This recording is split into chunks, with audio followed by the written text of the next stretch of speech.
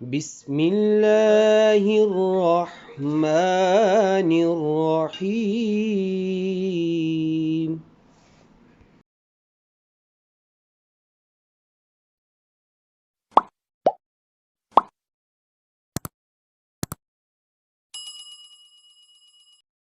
نحمده ونصلي ونسلم على رسوله الكريم وعلى آله الطيبين الطاهرين وعلى أصحابه أجمعين، أما بعد فأعوذ بالله من الشيطان الرجيم، بسم الله الرحمن الرحیم۔ چینل فہم قرآن و حدیث کے سلسلہ فہم قرآن میں خوش آمدید۔ آج ہم سورہ فاتحہ کی آیات 4 تا 7 کا ترجمہ و تفسیر پڑھیں گے۔ دعا ہے رب کریم عمل کی بھی توفیق عطا فرمائے، آمین۔ ایاک نعبد و ایاک نستعین، ہم تیری ہی عبادت کرتے ہیں اور تجھ سے ہی مدد چاہتے ہیں۔ دوستو، اس سے پہلے کی آیات میں بیان ہوا کہ ہر طرح کی حمد و ثنا کا حقیقی مستحق اللہ تعالیٰ ہے، جو سب جہانوں کا پالنے والا، بہت مہربان، رحم فرمانے والا ہے۔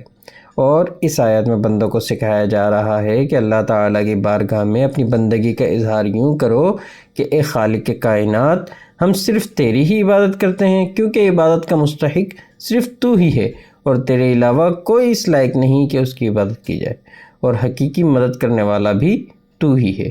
علماء کرام فرماتے ہیں کہ یہاں مدد سے مراد یا تو صرف عبادت میں مدد مانگنا ہے یا سارے دینی و دنیاوی کاموں میں مدد مانگنا ہے، اور دوسرے معنی زیادہ مناسب ہیں۔ تو گویا یہ سکھایا جا رہا ہے کہ اے اللہ، جس طرح ہم صرف تیری ہی عبادت کرتے ہیں، اسی طرح ہم صرف تجھ سے ہی مدد مانگتے ہیں۔ ہم مشرک نہیں کہ بعض کاموں میں تجھ سے مدد لیں اور بعض میں تیرے سوا کسی اور سے۔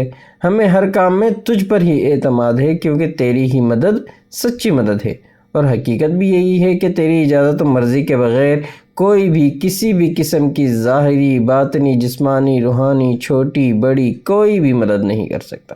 اہدنا الصراط المستقیم، ہمیں سیدھے رستے پر چلا۔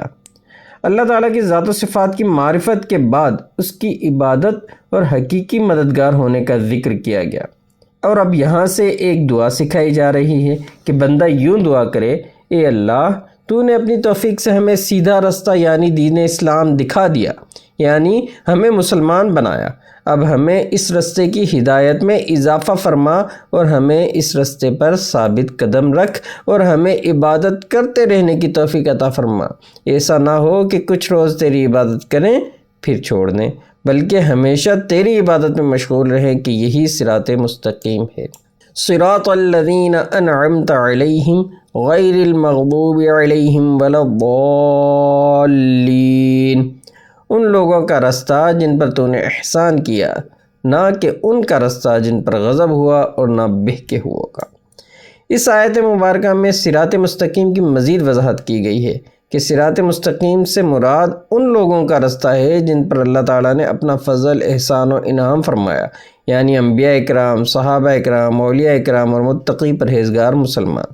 اور جن پر اللہ تعالیٰ کا غضب ہوا، ان سے مراد یہودی، اور بہکے ہوں سے مراد عیسائی ہیں، جیسا کہ ترمذی شریف کی جلد نمبر 4 صفحہ 444 حدیث نمبر 2964 میں بیان کیا گیا ہے۔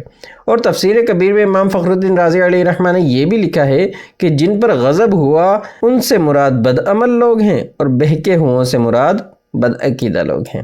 لہٰذا ہر مسلمان کو چاہیے کہ وہ عقائد، اعمال، سیرت، صورت، ہر اعتبار سے یہودیوں، عیسائیوں اور تمام کفار سے الگ رہے اور ان کے طور طریقے نہ اپنائے۔